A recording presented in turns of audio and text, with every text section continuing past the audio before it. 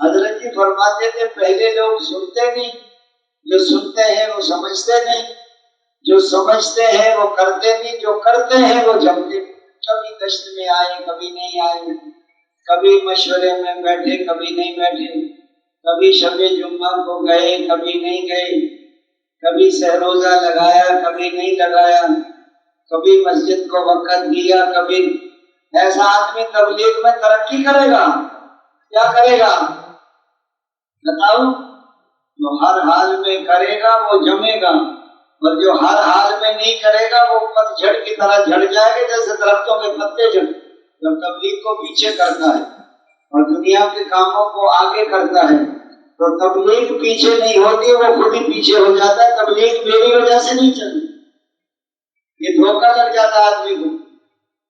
یہ حضور والی محنت ہے، یہ ذمہ داری ہے۔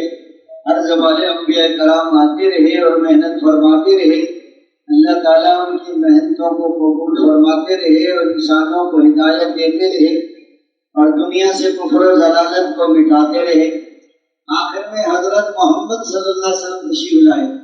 آپ صلی اللہ علیہ وسلم نے محنت فرمائی اور آپ صلی اللہ علیہ وسلم کی محنت کو اللہ نے قبول فرمایا اور انسانوں کو ہدایت عطا فرمائی اور دنیا سے کفر و ضلالت کو مٹایا۔ آپ صلی اللہ علیہ وسلم اس محنت کو اپنی امت کے سپرد کر کے دنیا سے تشریف لے گئے۔ یہ ذمہ داری ہر امتی پر ہے، بڑا ہو ان پڑھ ہو، شہری ہو دیہاتی ہو، بوڑھا ہو جوان ہو مرد ہو، دین کو سیکھیں، اس پر عمل کریں۔ ایک آدمی حضرت مولانا الیاس صاحب، حضرت جی میں کیا تبلیغ کروں، مجھے تو کلمہ بھی نہیں آتی۔ حضرت مولانا الیاس رحمۃ اللہ علیہ نے فرمایا کہ تم بستی بستی جاؤ اور گاؤں گاؤں پھرو، وہ لوگوں کو یہی دعوت دو، لوگوں میں بوڑھا ہو گیا مجھے کلمہ نہیں آتا، تم کلمہ سیکھ لو۔ پتہ نہیں کتنے لوگوں نے کلمہ سیکھ لیا اور اس کا اپنا کلمہ بھی صحیح ہو گیا۔ یہ تبلیغ لمبی چوڑی تقریر کا نام تبلیغ نہیں ہے۔ دن کو کرو بندوں کی منت خوشامد اور رات کو کرو اللہ کی منت خوشامد۔ دن کو لوگوں کے پیچھے پیچھے پھرنا اور راتوں کو نام لے کر دعائیں کرنا۔ لوگ کہتے تھے حضرت مولانا الیاس رحمۃ اللہ علیہ کو کہ حضرت آپ جاتے ہیں لوگوں کے پاس، وہ آئیں آپ کے پاس، پیاسا جاتا ہے کنویں کے پاس، کنواں تو پیاسے کے پاس نہیں آتا۔ حضرت جی فرماتے تھے لوگوں تم کنواں کیوں بنتے ہو، تم بادل کیوں نہیں بنتے کہ جا جا کے برس، خود چل کر جانا یہی نہج نبوت ہے۔ انبیاء کرام لوگوں کا انتظار نہیں کرتے تھے، ان کے پاس جاتے تھے، ان کو پہنچاتے بھی تھے، سکھاتے بھی تھے، سمجھاتے بھی تھے، ان کے سامنے کھول کھول کر بیان بھی کرتے تھے، ان کو اس پر عمل چلاتے بھی تھے۔ ایک آدمی آئے حضرت جی میری زمین پر کسی نے قبضہ کر لیا، بیوی نے بھیجا کہ دلی جاؤ حضرت سے دعا کرا کے آؤ۔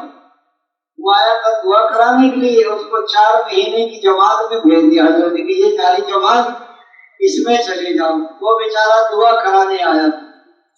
یہ جب دعا کر 4 مہینے پورے ہو گئے تو گھر گیا۔ جب گھر میں گیا تو گھر میں بیوی نہیں تھی۔ بچوں سے پوچھا تمہاری ماں کہاں ہے؟ اس نے کہا جی وہ تو کھیتوں میں طوطے اڑا رہی۔ اس نے کہا طوطے کہاں سے آ گئے؟ کھیت تو ہیں جی، وہ تو قبضہ کر لیا تھا ان لوگوں نے۔ اس نے کہا آپ دعا کرانے گئے تھے نا تو آپ کی دعا قبول ہو گئی۔ اس نے کہا کیا ہوا؟ اس نے کہا پیچھے سے تحصیلدار آیا تھا، اس نے سب لوگوں کو بلایا تھا میں کسی کا کوئی کام ہو کوئی مسئلہ ہو تو بتاؤ، تو اپنا بھی چلی گئی۔ اس نے بتایا کہ میرا خامن تو دعا کرانے گیا دلی، وہ تو واپس ہی نہیں آیا اور ہماری زمین پر فلاں آدمی نے قبضہ کر رکھا۔ تو تحصیلدار نے کھڑی فصل دلوائی جنہوں نے بیج رکھی تھی،